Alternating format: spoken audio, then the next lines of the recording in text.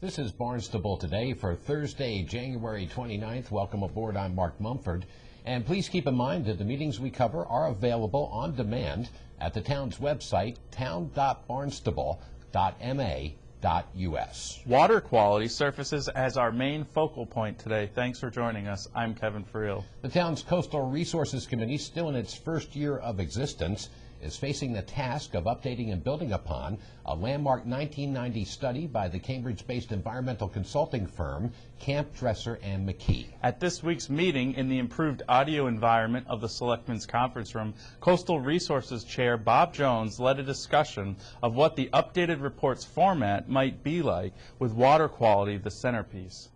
Take 5 years of data and make conclusions out of it. I think what we need for this plan, and feel free to jump in, is we need to do an overall analysis of the water quality within the area without getting scientifically specific.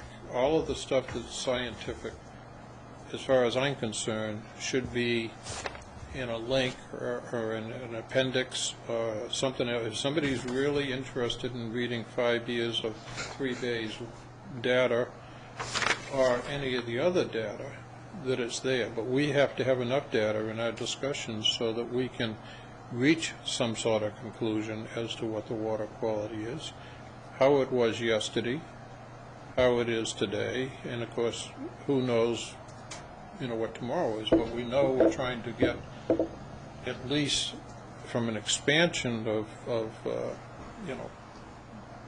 harmful water quality and things like that to at least a neutral level, and hopefully at some time to reverse, the pollutions and the nitrates and all the rest of the stuff. In some ways, the Coastal Resources Committee has the flavor of an all-star team because it counts among its members the chairs of other boards and committees. One of those chairs, Dennis Houle of the Conservation Commission, offered his perspective on the relationship between docks and shellfishing.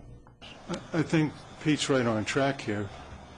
There's been a long-standing opinion by a lot of people, including some people at this table, that the proliferation of docks in town and the decline of shellfish habitat have gone hand in hand. More docks meant less shellfish habitat. And that basic assumption assumes something else, that nothing else was going on at the same time. Now, when Camp Dresser and McKee was written, there's very little in there about water quality because they didn't have the data. Right. But the data is now in hand. We've got tremendous amounts of data coming out of the MEP as they do each embayment. They're producing tremendous data. And what the data is showing, based on everything we've been told so far, is that nitrogen loading in the embayments has led to the destruction of water quality and everything that depends on that water quality. That as nitrogen goes, it's like pouring fertilizer into the embayments. When you put all this fertilizer, like fertilizing a lawn, the algae grows. When the algae grows, the clarity of the water declines, and the plants that depended on that water clarity, the eelgrass, it dies. And all the animal life that depended on the eelgrass go with it. As the algae itself decomposes, it goes to the bottom and over time creates a mucky mess at the bottom of the harbor where there used to be pristine habitat. Now, this has been going on, building since the end of World War II. As the Cape has been developing more and more and more, all of this has been increasing. Camp Dresser and McKee didn't know that in 1990, but we know it now. And so the focus may not be piers versus shellfish habitat. Yeah, the piers have gotten more over the years and the shellfish habitat has gone down. But that's not to say the piers would do it. I mean, you could pull all the piers out of the harbor, confiscate all the piers, eliminate them all. And this shellfish habitat is going to continue to go down and down. We're in a death spiral right now. Every year, the habitat in the embayments is getting worse and worse. And nothing's going to change until the town adopts a system-wide wastewater treatment plan, using whatever methods they're going to do in the various locations. Only then, once you start to level off the increase in nitrogen and maybe start to reduce it, then do you have a chance to try to restore the habitat, to reintroduce eelgrass. Taking out all the peels isn't going to bring the eelgrass back. So, I think Pete is on the right track here. I mean, a lot of people may not like this because they've been locked into a position for so long.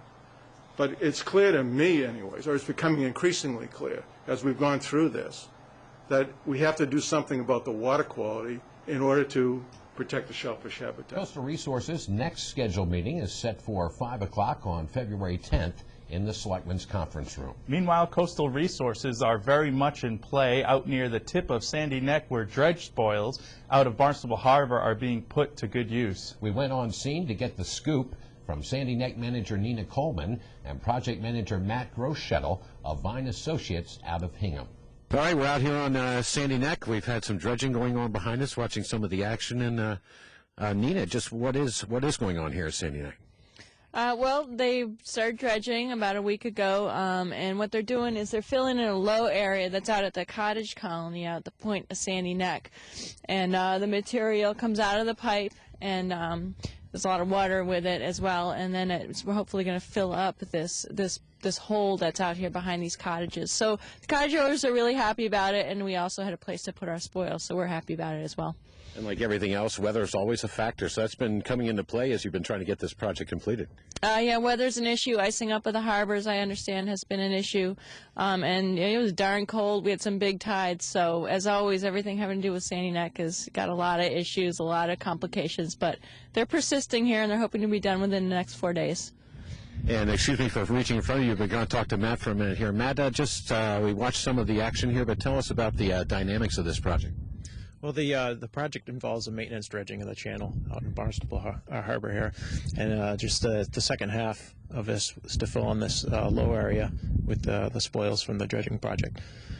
And you need to get this done fairly quickly, is that right? Yeah, I believe the dredging window for this project is February 1st. They need to be done and out of here with the dredging of the channel. And so far, how would you assess the project? How's it been going? It's been going fairly smoothly. The only major holdup is the weather. Like Nina said, the icing, and other than that, no real major problems. As you said, Nina, kind of a win-win situation. As I said, the cottage owners will get the benefit of getting rid of some of this excess water, and the spoils benefit you as well, you say?